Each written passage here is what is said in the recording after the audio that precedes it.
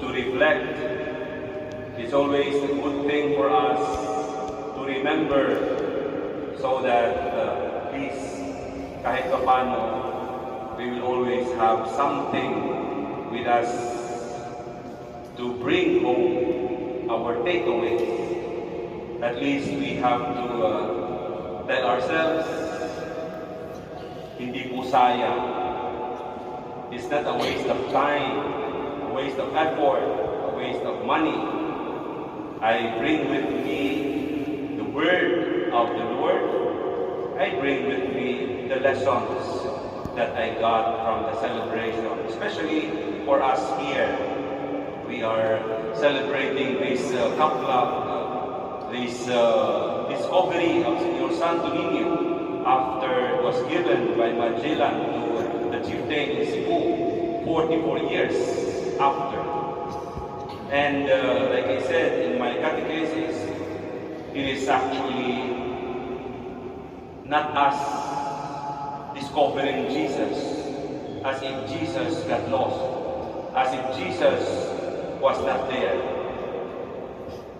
It is for us to understand that it was Jesus who has discovered us, who has found us, who has been accompanying us all throughout our life. I think this is one of the most important things that we can bring with us. Rather than we find Jesus, pagkakaplag sa Senyor, it's Jesus who is discovering us more and more. It's Jesus who is accompanying us every day of our life, every moment, in our endeavors, and everything that we do.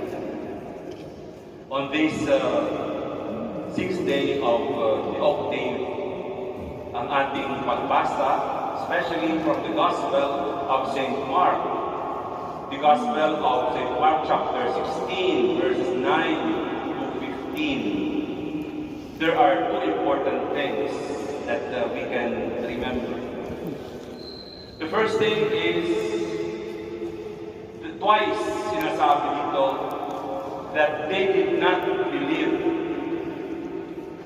They did not believe the apostles while they were telling the story about the resurrection, about Jesus who was telling people even before he died.